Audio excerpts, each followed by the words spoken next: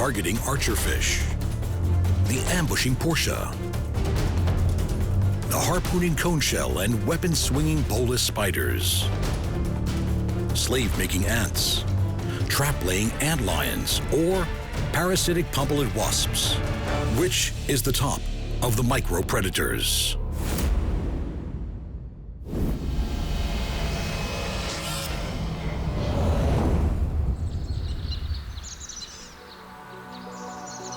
Just below the surface of the water is one of nature's most precise miniature hunters, the fabulous archerfish. Able to shoot down their prey with targeted jet-propelled water darts, the archerfish is bullseye accurate. These little fish have a strange hunting preference and feed on insects that live on land, a preference that needs a unique approach to catching their quarry. Pressing their tongues against the groove in the roof of their mouth, the archerfish creates its weapon.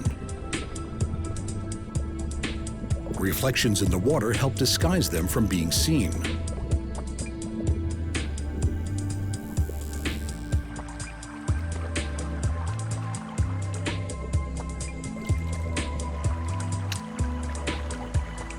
The water droplet hits its target, traveling at about 60 meters per second. By the time the insect hits the water, the archer has repositioned itself and is in the right spot to grab its meal.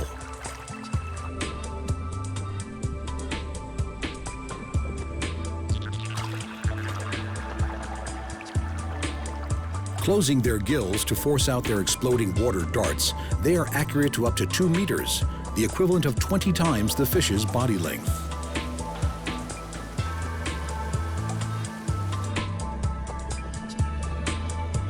These little sharpshooters even have smart vision. Light bends at the juncture of air and water, yet archerfish eyes seemingly have adapted to this, and they adjust their aim to compensate for the shift in light.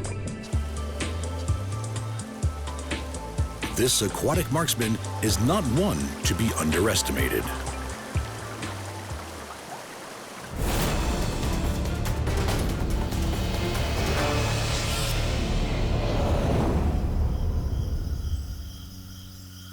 A mere centimeter in length, the Portia Spider is one of nature's most capable and intelligent hunters. A formidable serial killer of other spiders, Portias are fast to learn and quick to adapt.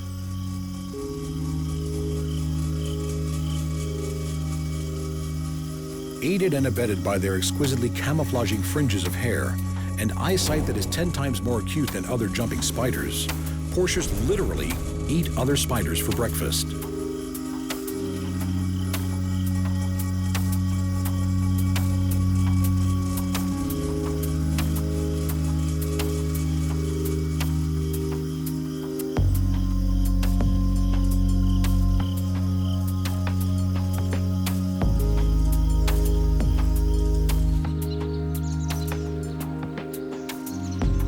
These are particularly accomplished and flexible hunters, with an arsenal of assault techniques and a dangerously clever mind. Portias are masterful web invaders.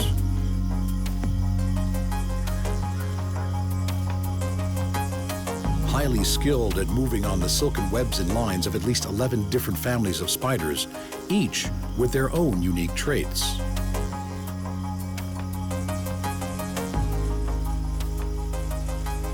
Portias often use a stealth approach to get close to their intended victim, the exact details of attack fine-tuned through their ability to learn from past experience.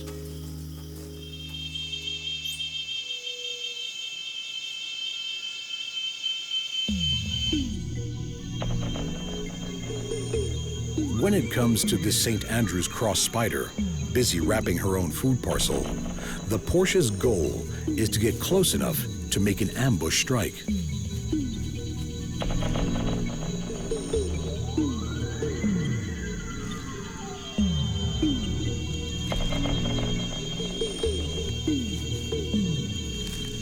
These covert predators maneuver themselves to within millimeters of their unsuspecting victims. When they make contact, they bear down with a venom-infused bite, strong enough to kill a spider much larger than itself in a mere couple of minutes. When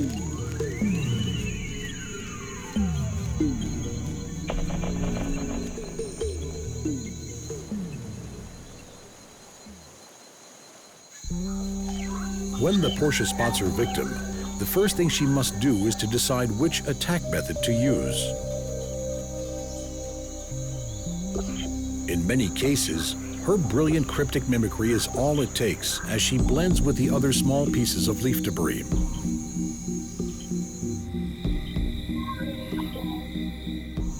Often choosing to sneak up on their victim from behind, the Portia can remain motionless for hours.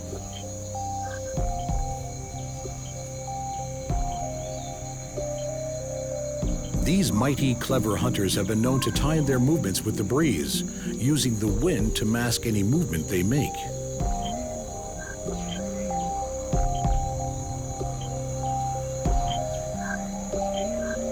They will eat a spider at least the same size as themselves every 2 to 3 days. What works for one victim may need rethinking for the next.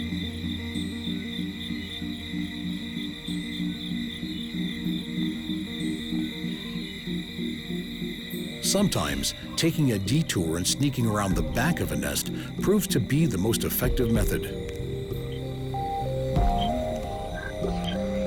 A keen predator of young and old alike, these emerging redback spiderlings are far from safe.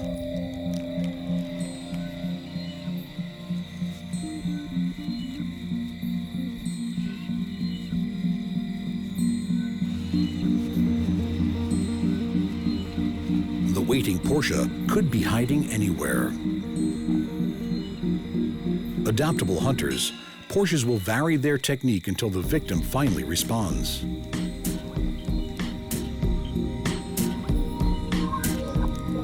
A winning method is to strum on the web lines of their intended prey. Either they will simulate the mating signals or try with a simulation of the web owner's own struggling prey, all intended to entice the homeowner out to investigate.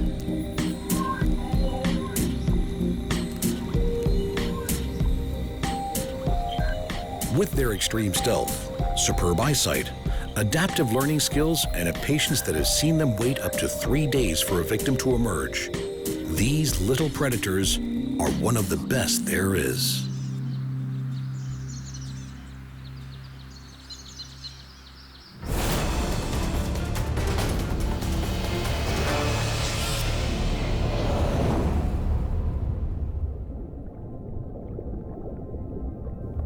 In an ocean full of fast-moving and agile fish, those that hunt them need surefire methods of capture. So it is perhaps surprising that one of their most deadly adversaries is a very slow-moving snail.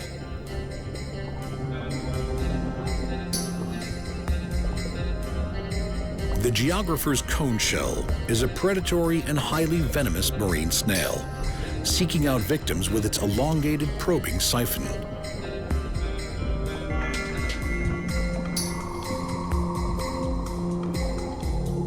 The lethal capabilities of this cone shell come from the venom that is supplied to its victim via a harpoon-like dart that shoots out from its proboscis.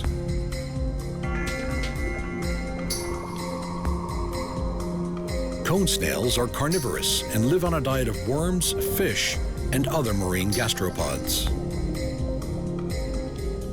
Their flexible chemosensory siphon allows them to follow chemical trails that can lead them to their prey.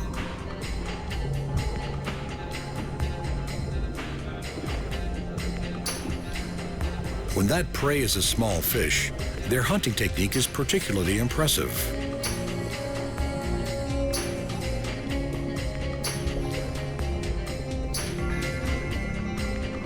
The slow-moving snail needs to be within striking distance of its victim. Once it is, it's a very dangerous place for any unknowing small fish to be.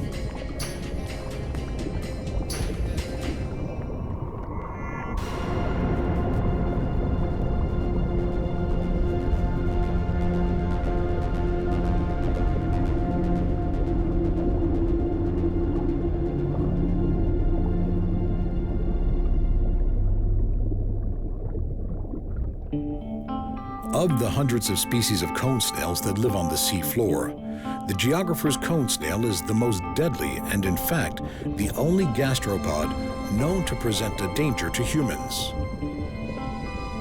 The venom compounds of the Geographer's cone snail are some of the most complex known in the animal world.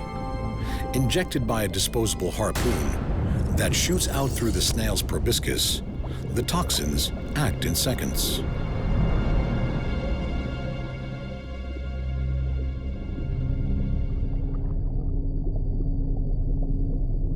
Up to 100 different toxins combine together to form the snail's lethal concoction of nerve poisons. These conotoxins are stored separately in its body and are merged together just before they are injected into its victim.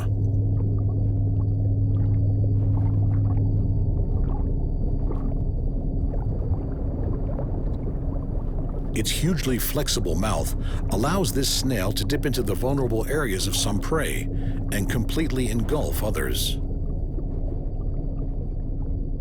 These small predators rank among the deadliest in the entire ocean.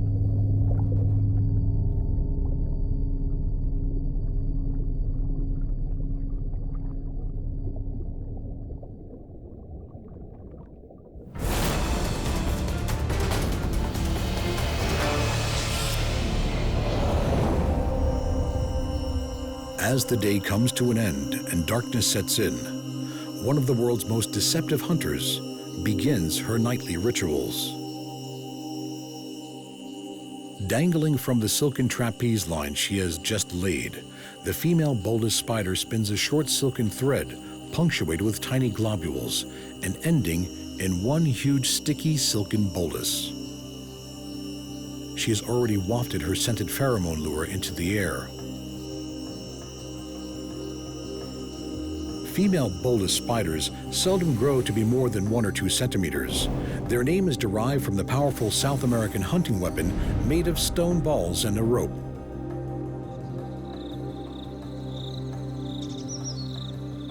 The hunting technique of the female Bolas spider is nothing short of incredible. Coming out of her daytime retreat, she gives off airborne pheromones, which mimic the scent of the female Noctuidae moth.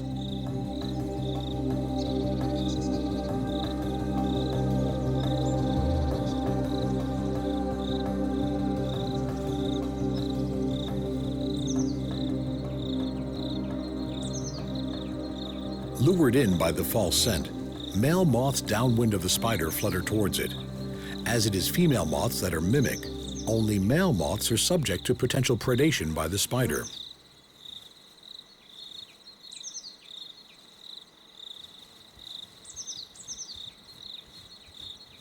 The deadly sticky bolus is made and released.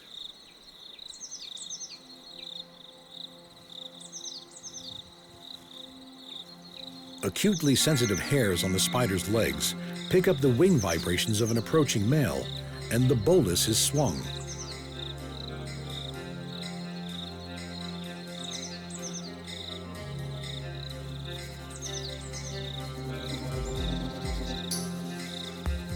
Caught in tethered flight by the sticky globule, the fluttering moth stands little chance of escape.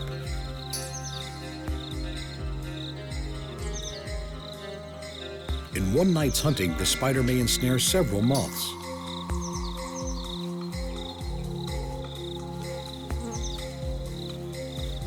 The sticky globule of the spider's bolus penetrates through the moth's scales to the underlying cuticle as this tiny huntress hauls in the hapless moth.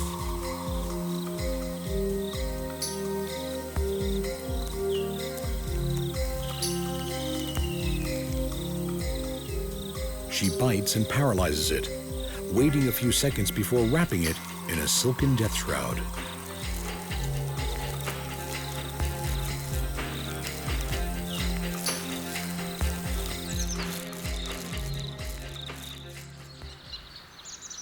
Bolas spiders spend their days in retreats in trees and tall shrubs that are rarely less than 2 meters above the ground.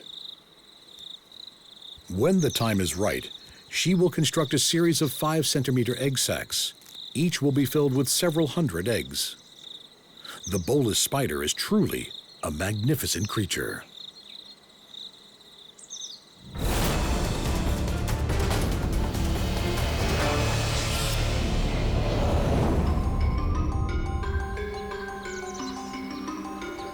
Running over almost every corner of the Earth are millions and millions of tiny worker ants.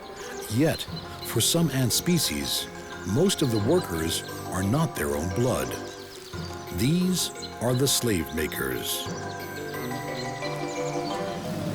Slave-making ants make organized raids on the nests of others, stealing their larvae and enslaving them for a life of servitude as their own workers.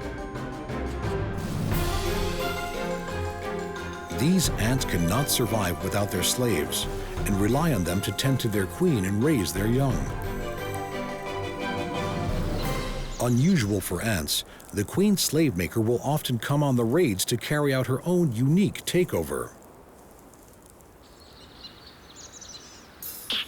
Having found her way to the Formica ant queen, the queen slave maker launches her attack.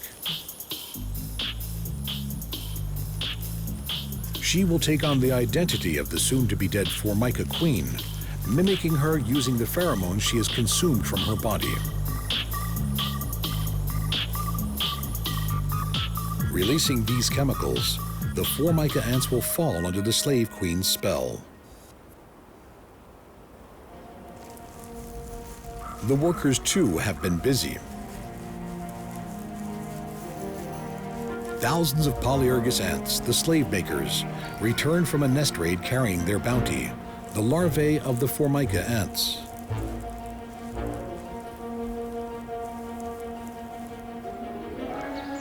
Bringing the precious cargo back to their own nest, there are two possible futures for the stolen larvae. Either they will be eaten, or the raiding slave makers will rear them as new recruits to do their bidding.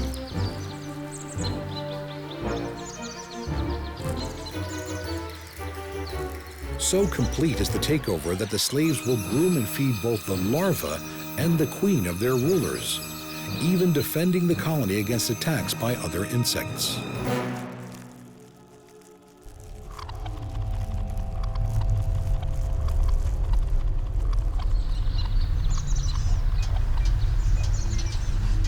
In a typical colony of 3,000 slave makers, there may be more than 6,000 slaves.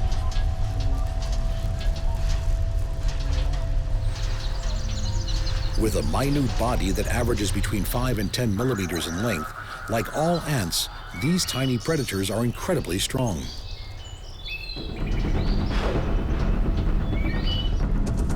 The darker-bodied Formica slaves tend to the lifeless fly, where inside the nest the two ant species seem to coexist. Formicas appearing to be more like helpers than slaves to the powerful Polyergus.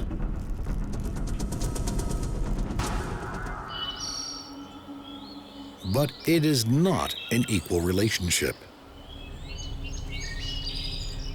Every few weeks, the Polyergus will need more workers to do their bidding, and every few weeks, a scout will be sent out to scour the ever-plentiful land for the site of their next attack, where more larvae will be stolen and eaten or raised into a life of bondage.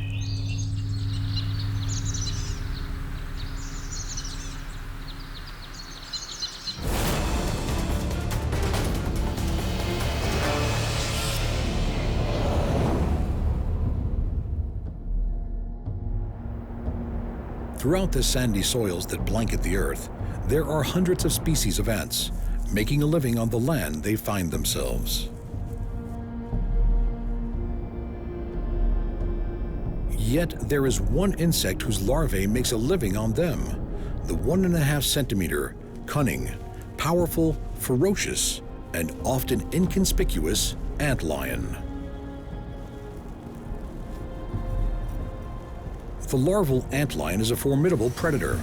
With an oversized head, spiny jaws, and preying on ants at least its own size, this little larva is a lion amongst the world's ants. Using its massive jaws to flick away sand, the antlion digs out a pit in the sand. These conical traps are the size of a coin and 2 or 3 centimeters deep, massive in the miniature world of antlion and its hapless victims.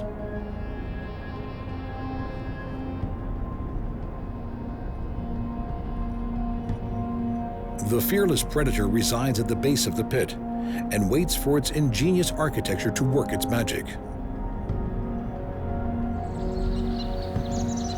Many ants may well be the same size or even bigger than the antlion, but that affords them no real protection.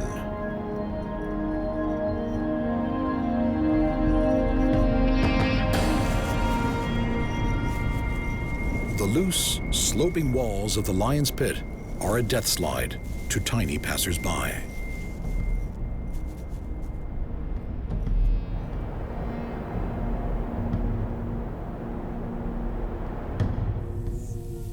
Similar to its feline namesake, the tenacious antlion is not put off by prey that is considerably larger than itself. The sloping sides of the pits, with their loose gravel sand walls, are almost impossible to climb out of or escape from before falling back down and into the waiting jaws of death.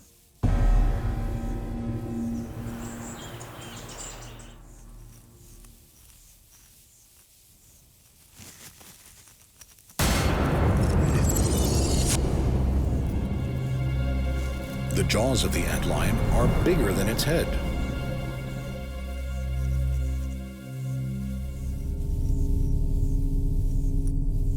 Once it has its victims in its pincer grasp, the tiny needle-like teeth of the antlion inject their prey with venom. The sucking tubes of its mouthparts will feast on the meal.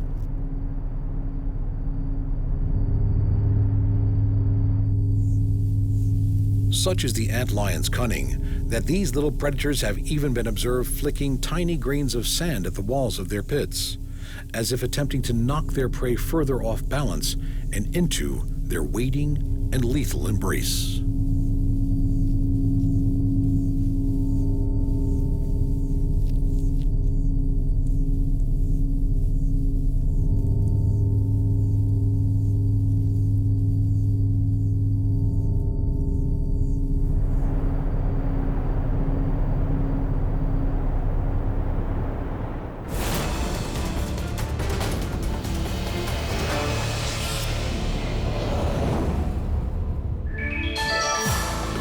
In the dunes of the Namib Desert is a little wasp that seeks out a very certain type of prey.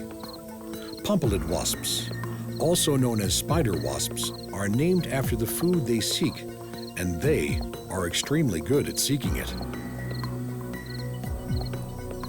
These wasps can sniff out a favorite spider in its burrow and are capable of shifting a massive amount of sand to get to it, but eating it is not its intention. Pompilid wasps are parasitic. Once a spider is caught, the wasp lays a single egg in its abdomen before sealing it in its burrow, leaving it as a living meal waiting for the arrival of the developing wasp.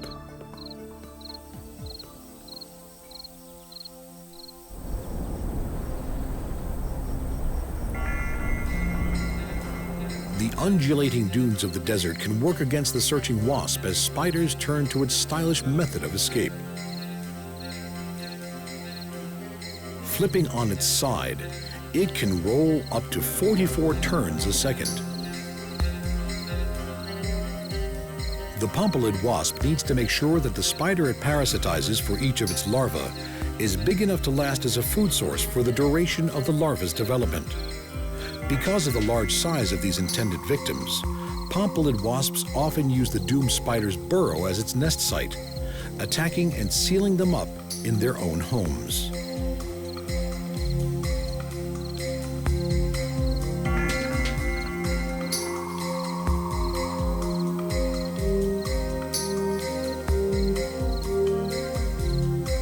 Sometimes, though, the wheels turn in favor of the spider as it makes an elegantly acrobatic retreat, leaving its tormentor to hunt elsewhere.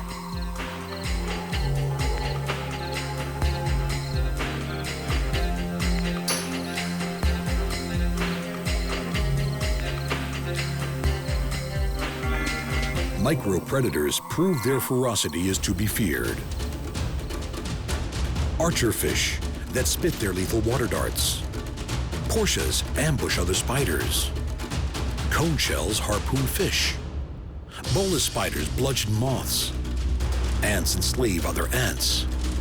Antlions ensnare their prey. And wasps parasitize spiders.